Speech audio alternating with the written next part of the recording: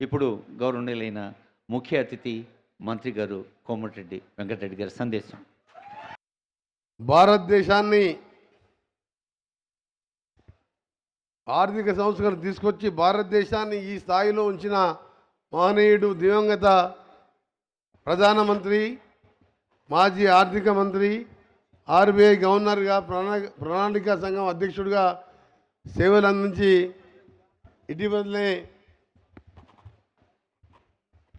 దివంగతుడైన ఆ మహనీయునికి నివాళులు అర్పిస్తూ, దాంతోపాటు ఈరోజు ఫస్ట్ అల్యూమిని మీటింగ్ రెడ్డి హాస్టల్లో 4 సంవత్సరాల పాటు 1982కి వెళ్ళి 86 వరకు ఇక్కడే ఉండి సిబిఐటిలో ఇంజనీరింగ్ చదువుకుంటూ, చదువుతో పాటు రాజకీయాలు కూడా నేర్చుకొని ఈరోజు మీ ముందల 5 సార్లు ఎమ్మెల్యేగా, ఒకసారి ఎంపీగా, 2 సార్లు రాష్ట్ర మంత్రిగా ఈ రెడ్డి హాస్టల్ ఆ రక్తమా ఈ ప్లేస్ అటువంటిది. రాజ్బహదూర్ వెంకటరామరెడ్డి అనగానే ఆయనకు సేవకు కానీ, విద్యారంగాన్ని అందరికీ విద్యను అందించాలని ఆ రోజు నిజాం కూడా ప్రతిరోజు వెంకటరామరెడ్డి గారితో మాట్లాడేవాడు. వెంకటరామరెడ్డి గారికి నిజాం గారే రాజ్బహదూర్ అనే బిరుదునిచ్చిండు ఆయనకు. ఆయన పేరు వెంకటరామరెడ్డినే. ఇలాంటి అల్యూమిని మీటింగ్లో పాల్గొంటున్న అధ్యక్షులు వెంకటరంగారెడ్డి గారు, తిగల మోహన్ రెడ్డి గారికి, నరేందర్ రెడ్డి గారు, అనంతశ్వర రెడ్డి గారికి, రాఘవేంద్ర రెడ్డి గారికి, వారికి ఇంకా సహకరించిన వారందరికీ, ఇక్కడికి వచ్చేసిన అల్యూమిని నా సోదరులందరికీ, అలాగే ఇప్పుడు హాస్టల్లో ఉండి చదువుకుంటున్న నా సోదరులందరికీ కూడా ముందుగా శుభాశీస్సులు కూడా అందజేసుకుంటూ, వారు కూడా భవిష్యత్తులో బాగా చదువుకొని రెడ్డి హాస్టల్ పేరుని ఇప్పటికే ఎక్కడికి వెళ్ళినా, ఇక్కడ ఉన్న ఏదైనా డిపార్ట్మెంట్లో కలిసినా, అమెరికా వెళ్ళినా, సార్ రెడ్డి హాస్టల్లో మనం కలుసుకున్నాం, నా సో అండ్ సో బ్యాచ్ అని చెప్పినప్పుడు చాలా సంతోషం అనిపిస్తుంటుంది. రెడ్డి హాస్టల్లో ఉన్నవాళ్ళు ఈరోజు చాలా ప్రముఖ స్థానాలలో డాక్టర్స్గా, ఇంజనీర్స్గా, వ్యాపారస్తులుగా, ఇప్పుడు మన కళ్ళ ముందలే ఉన్న మన చిన్నన్న కానీ, అలాగే మన నిరంజన్ రెడ్డి గారు కానీ, మహేశ్వర్ రెడ్డి గారు కానీ, భూపతి రెడ్డి గారు కానీ, మోహన్ రెడ్డి గారు కానీ చాలామంది ఉన్నాం. అంతేందుకు, అసలు పివి నరసింహరావు కూడా ఈ రెడ్డి హాస్టల్లో ఉండి చదువుకొని ఆయన మన్మోహన్ సింగ్ తీసుకొచ్చి ఈరోజు దేశ ఆర్థిక స్థితిని మార్చిన పివి నరసింహరావు కూడా ఇక్కడ ఒకప్పుడు బోర్డర్. అలాంటి రెడ్డి హాస్టల్లో ఉండి చదువుకోవడం నిజంగా అదృష్టంగా భావిస్తూ, ముఖ్యంగా రెడ్డి అంటే మానవత్వం, సమాజ సేవ, కష్టానికి ప్రతిరూపం. ఒక ఊరు బాగుందంటే అక్కడ భూమిని నమ్ముకున్న రెడ్డి ఉంటాడు. రాష్ట్రం బాగుందంటే కష్టపడి పనిచేసే రెడ్డి పాలకుడు ఉంటాడు. రెడ్డి అంటే కులం మాత్రమే కాదు, సమాజంలో అందరితో కలిసిపోయి అందరినీ గౌరవించే గుణం. రెడ్డి అంటే సూర్యోదయం. ఎందుకంటే మనం కష్టానికి, శ్రమకు సూర్యుడు పోటీ పడుతున్నాడు మనకు. అలాంటి రెడ్డి జాతి ఈరోజు ఎంతోమంది కుల మతాలకు అతీతంగా అందరికి కూడా చేతనంత సహాయం చేస్తూ కష్టపడి, ఎంతోమంది మా రెడ్డి కులస్తులు కూడా చాలా పేదవాళ్ళు ఉన్నారు, కూలీనాలు చేసుకునేవి ఉన్నారు, భూమి లేని వాళ్ళు కూడా ఉన్నారు. కానీ గ్రామంలో ఉన్న పెద్ద రెడ్డి ఎవరు ఉన్నారంటే ఆ గ్రామంలో ఎవరికి కష్టం వచ్చినా, ఇంటికి వచ్చిందంటే ఎంతో సాయం చేసి ఆ గుణమున్న రెడ్డి హాస్టల్ ఈరోజు ఇక్కడ కూడా నాన్ రెడ్డిస్ కూడా ఎంతోమంది ఉన్నారు. ఈరోజు రెడ్డి హాస్టల్లో విద్యనందిన వారందరికీ ఈ యొక్క హాస్టల్ మాత్రమే కాదు, జీవితాలను నిలబెట్టింది ఇది. నాలాంటి వాళ్ళు, మేము 5 అన్నదమ్ములం, పేదరికంలో ఉన్న ఒక్కొక్కరు హాస్టల్లో ఉండి, 2 అన్నదమ్ముల ఇక్కడ ఉండి, ఒక తమ్ముడు మా అన్న దగ్గర ఉండి ఇట్లా కష్టపడి చదువుకొని ఈ స్థాయిలో ఉన్నాయి. ఎంతోమందికి జీవితానికి ఇచ్చిన పుణ్యస్థలం ఈ రెడ్డి హాస్టల్. అలాంటి పేదలందరూ కూడా ఈరోజు ఈ హాస్టల్లో ఉండి చదువుకునేవాళ్ళు. రెడ్డి హాస్టల్ది మామూలు చరిత్ర కాదు. పద్మవిభూషణ్ రావి నారాయణ రెడ్డి, డాక్టర్ మరి చెన్నారెడ్డి, ప్రధాన న్యాయమూర్తి కుమరయ్య గారు, జస్టిస్ కొండా మాధవరెడ్డి గారు, మాజీ ప్రధాన న్యాయమూర్తి సుప్రీంకోర్టు, కేఈ విద్యాసాగరరావు వంటి ప్రముఖులు, అలాగే ప్రముఖులను తయారు చేసిన ఘనత రెడ్డి హాస్టల్కు ఉందన్నది. రెడ్డి హాస్టల్లో ఉన్న ఎందరో విద్యార్థులు మన అందరి ముందర ఎంతోమందికి ఇప్పటికీ సేవ చేస్తున్నారు. ఇదంతా కేవలం ఒక వ్యక్తి వల్ల సాధ్యమైంది కాదు. ఇది ఆయన మన రాజ్బహదూర్ వెంకటరామారెడ్డి గారు ఆ కాలంలోనే ఇంత ఆలోచించిందంటే మనం అర్థం చేసుకోవాలి. హైదరాబాద్ సెంట్రల్ హ్యాబిట్స్లో ఈ హాస్టల్ కట్టించి లక్షల మంది ఇక్కడ ఉండి చదువుకొని సెటిల్ అయినారు. వనపర్తి జిల్లాలోని రాయన్పేట అనే చిన్న గ్రామంలో జన్మించి కష్టపడి కొత్వాల్ స్థాయికి ఎదిగారు. ఫస్ట్ కొత్వాల్ ఆయన, మొదటి హిందూ కొత్వాలుగా రికార్డు సృష్టించిన మన వెంకటరామరెడ్డి గారు. రాజ్బహదూర్ వెంకటరామరెడ్డి గారు ప్రజాపాలకుడు. రాజ్బహదూర్ అనేది ఆయన బిరుదుతో పాటు 1931లో ఆఫీసర్ ఆఫ్ ది బ్రిటిష్ ఎంపైర్గా నియమితులయ్యారు రాజ్బహదూర్ వెంకటరామరెడ్డి గారు. వెంకటరామారెడ్డి గారు కొత్త పదవీ కాలం హైదరాబాద్ రాష్ట్రానికి స్వర్ణయుగంగా కీర్తించారు.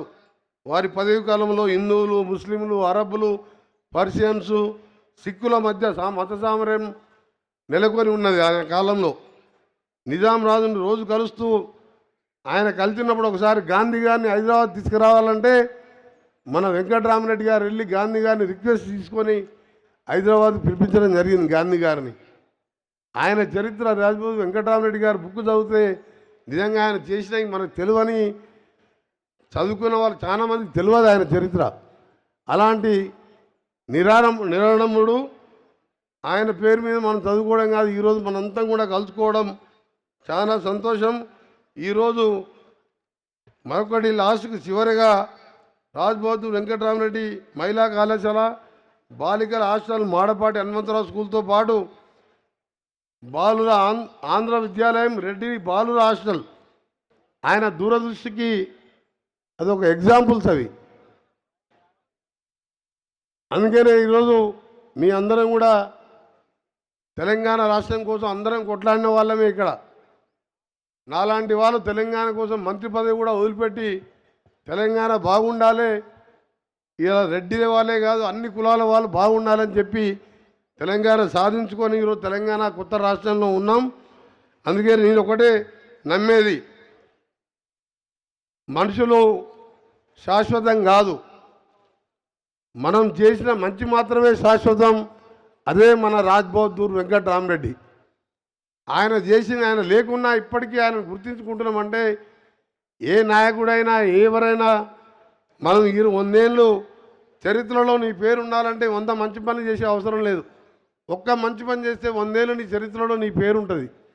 అందుకని మరొకసారి వాడిని గుర్తించుకుంటూ ఈరోజు పోలీస్ స్టేషన్స్కు కొద్దిగా దూరంగా ఉంటూ, ఎందుకంటే సంతాప దినాలు యాజ్ ఏ మినిస్టర్గా పోలీస్ స్టేషన్ చేసుకోకూడదు కాబట్టి ఇప్పుడే మన వెంకటరంగారెడ్డి గారు, అనంత్ సేన్ గారు చెప్పారు ఇంకా 1 ఎకర్ చిల్లర ల్యాండ్ కావాలని.